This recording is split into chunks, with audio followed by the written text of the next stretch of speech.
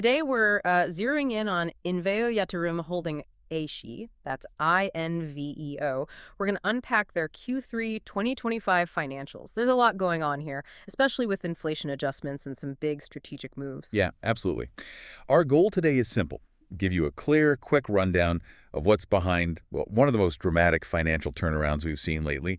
The headline numbers, they're pretty eye-popping. They really are. We're talking about a complete flip. First 9 months of 2024, INVEO reported a loss, a big one, 2.661 billion Turkish lira. Now fast forward to the same period in 2025, and boom, a 2.746 billion lira profit. That's almost a 5.4 billion lira swing. It's huge. Exactly. So the big question is, where did all that profit come from, especially since it doesn't look purely operational? Right. And it's crucial to remember as we get into this, these numbers are all based on TFRS, the Turkish Financial Reporting Standards. And they're adjusted for inflation using TMS 29. That's important because the 3-year cumulative inflation hit 222%. Wow, 222%. So these adjustments are essential to get a real picture. Definitely. It means we're looking at inflation-adjusted values, particularly for asset appreciation, which is key here. Okay, before we dive deeper into the numbers, let's get a handle on the company itself. Who is INVEO? Well, they're an investment holding company, been around since 1998, based in Maltepe, Istanbul. They trade on Borsa Istanbul, ticker's INVEO, and they're in the Yıldız Pazar, Group I. That tells you something about their size and trading activity. And their core business. It's not about selling widgets, right? No, not at all. They're purely an investment holding. Their main game is generating capital gains and investment income. They focus their investments in specific areas, financial services, that's a big one, but also renewable energy, agriculture, and food. You know, what always strikes me about these holding companies is the structure. Tiny team at the top, massive operations underneath. That's INVEO, exactly. The holding company itself, just 15 people as of Q3 2025. That's actually down from 20. 15 people. But then you look at their main subsidiary, Gedik Yatırım. Right. Gedik Yatırım is a major brokerage, and it has 65 consolidated branches across 34 provinces. Huge reach. So a very lean core managing these large, widespread assets. How does the market view this? Pretty favorably, it seems, at least based on their credit rating. In October 2025, they got a really strong rating. Long-term national note ATRA and short-term ATRA1+, with a stable outlook. TRAA, that's quite high quality. It is. But, and this is a key point from the reports, that rating seems heavily linked to the value of their assets, especially Gedik.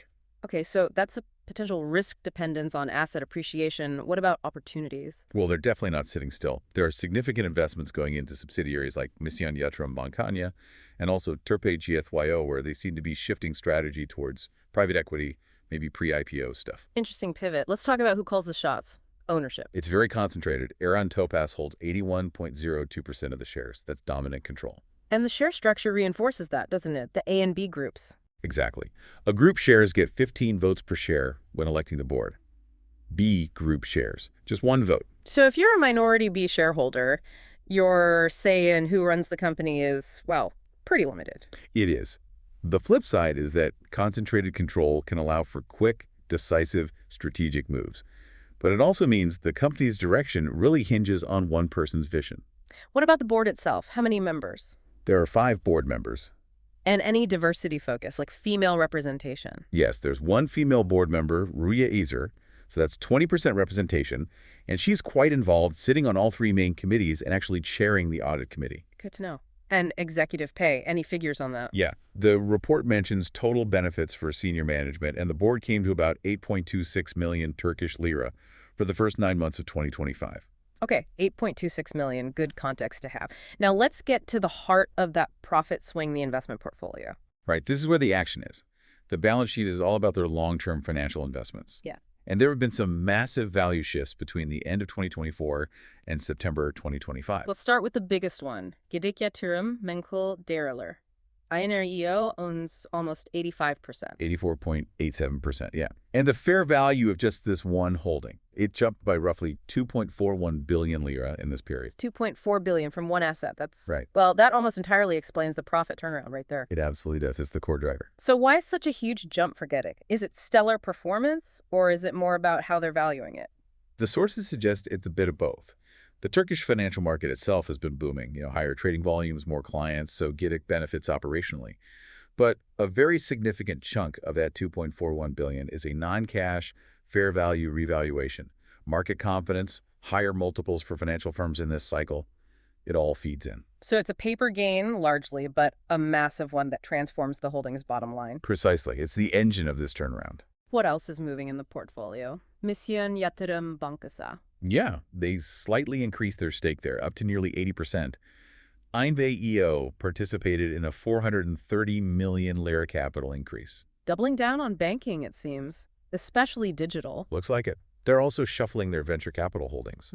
Ownership in INVEO Ventures GSYO dropped quite a bit, from 85% down to about 54.5%. And its fair value decreased, too. Yeah, by about 223 million lira. Seems like a deliberate restructuring. Where did that capital go? Maybe into Turkey GSYO? Their stake there jumped dramatically. Yeah, good catch. Yeah, their ownership in Turkey went from under 10% to almost 44%. That's a major strategic shift. From broad venture capital to something more focused. Exactly.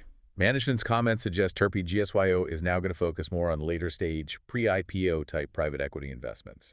Meanwhile, Mission Bank is pushing into new areas like custody services, Saklama service banking, digital assets. So they're actively building these specialized platforms, using the holding company to fund them. That's the picture, yeah. Deploying capital for specific high-growth plays. Okay, let's connect this back to the income statement. That huge 2.746 billion lira net profit. How does it break down in terms of revenue? The total revenue figure reported is 2.662 billion lira. But when you look inside, It's mostly the asset appreciation. overwhelmingly, 2.145 billion lira of that revenue comes directly from financial investment value gains, net. That's the GEDIC revaluation showing up. And the rest. The other significant piece is dividend income, temettü, which was 456 million lira. So the profit isn't really coming from INVEO's own operations, like trading? Well, that's the really critical point for investors. If you look at their actual sales income from trading stocks, bonds, funds, that number plummeted. How much? It dropped from about 226 million lira in the first 9 months of 2024 down to just 58 million lira in the same period of 2025. Wow. So while the overall operating profit looks amazing, swinging from that huge loss to a 2.577 billion lira profit, the profit source isn't the core trading activity. Correct. The profit comes from holding appreciating assets, not from increased business activity within the holding itself. The actual trading engine seems to be sputtering a bit. That definitely raises questions about the quality of this profit, doesn't it? And its sustainability. Absolutely. And we also need to factor in financing costs. They're not insignificant. How much are we talking? About 399.7 million lira in finance expenses for the 9 months, mostly interest on bonds they've issued. That's up from 335 million last year. So they're paying more interest, likely because they're borrowing more. We'll get to debt soon. Yeah, it all ties together. But despite those costs, the headline profitability ratios look much healthier because the net profit figure is so large now. Right. Net profit to total assets went from a negative 25.5% loss to a positive 19.2% profit. And net profit to equity saw a similar jump from negative 29.9% to positive 21.8%. The balance sheet reflects this appreciation power. Let's look at that balance sheet. Total assets grew substantially. Yeah, up about 25% to 14.283 billion lira. And that growth is almost entirely The increase in the value of those long-term financial investments. They now account for 14.175 billion lira of the total assets. So the holding company's value is essentially the value of GEDIC and its other key stakes. pretty much. Now let's flip to the other side, liabilities. Debt. This is where it gets interesting, especially with that high credit rating. What's the short-term debt picture? Total short-term liabilities are 1.650 billion lira, and the lion's share of that, 1.589 billion lira, is short-term borrowings, think bonds and notes. 1.59 billion in short-term borrowings. Is that up from before? Yes, significantly. It was around 1.145 billion at the end of 2024. So they've taken on more short-term debt, likely to fund those investments in Mission and Turkey we talked about? That seems the most logical use, yes. Funding strategic capital injections, maybe covering some costs. It points to high leverage. High leverage, high asset value, high credit rating.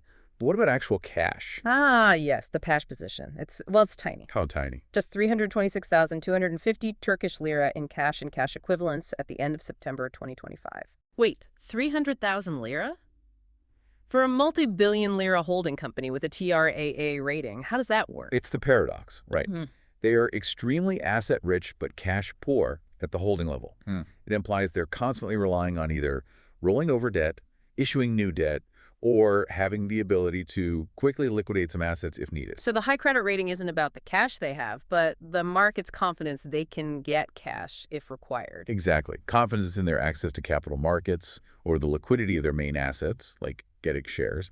But the low cash level itself is a definite liquidity risk factor to monitor. Okay. And equity. That obviously grew with the profit. Right. Total equity jumped up to 12.604 billion lira, boosted by that 2.746 billion net profit flowing in. And they're doing a share buyback program too. Yes, they are. There's an active program allocating 500 million lira over 3 years to buy back their own shares. That's usually a positive signal for investors. But given the cash situation, let's look at cash flow. Does the cash flow statement support this massive profit? This is where the story gets clearer about the non-cash nature of the earnings. Despite that huge accounting profit, cash flow from operating activities actually decreased. Decreased? How much? It fell to 651.7 million lira in the first 9 months of 2025, down from 765.8 million in the same period of 2024. So less actual cash coming in from operations year over year, even though the reported profit soared. Why the drop? A big piece of it was lower dividend income received. In 2024's first 9 months, they received 820 million lira in dividends from subsidiaries. In 2025, that dropped to 456 million. Ah, okay. Less cash coming in from dividends. But more cash going out for investments. Cash flow used in investing activities was substantial, a net outflow of 636.3 million lira. And that's the money going into Mission Bank's capital increase and the Turkey restructuring. Precisely. They're funneling cash into growing those platforms. So the management view seems consistent. Leverage the holding, use asset appreciation on paper, and deploy actual cash into building out these specialized banking and private equity arms. That sums it up well. Aggressive growth, funded partly by debt and reliant on continued high valuations of existing assets. Before we wrap, any critical footnotes or disclosures investors absolutely need to be aware of? 2 main things, I'd say. First, again, that TMS 29 inflation accounting is fundamental. Without it, these numbers wouldn't reflect the real economic shifts. Right, and second, and this is really the core takeaway, that massive Q3 profit is driven almost entirely by the non-cash fair value appreciation of subsidiaries, particularly Gedik Yatırım. so future success hinges heavily on those market valuations holding up or increasing further. Absolutely. If the market sentiment towards Turkish financial assets cools or Gedik's performance dips, that huge paper profit could reverse, and the high leverage could become a serious issue very quickly given the low operating cash flow. So to summarize for the individual investor, INVEO pulled off a stunning turnaround on paper thanks to its assets appreciating. They're investing aggressively in future growth areas like digital banking and private equity. But they're doing it with significant leverage, very little cash cushion at the holding level, and a profit picture heavily reliant on non-cash gains. They do have that strong credit rating, though, which suggests market confidence for now. Okay, so here's the final thought, the provocative question for you listening. Given this massive non-cash profit, the reliance on short-term debt, and the low cash buffer, how sustainable is that 500 million lira share buyback program? And what does this structure imply for future cash dividends for shareholders, especially if asset valuations level off or decline? That's the $1,000,000 or maybe billion lira question to chew on. It really gets to the heart of the risk-reward profile here. And that wraps up our deep dive into INVEO Yatırım Holdings Q3 2025. Quite a story with that 5.4 billion lira swing and the TRA rating sitting alongside minimal cash. We hope this breakdown gives you a solid foundation for your own research. Don't just take our word for it, dig deeper yourself. Yeah, definitely. And if you found this useful, please do give us a like, subscribe for more deep dives, and share this with anyone else who needs this kind of analysis. Thanks for joining us. We'll see you next time on The Deep Dive.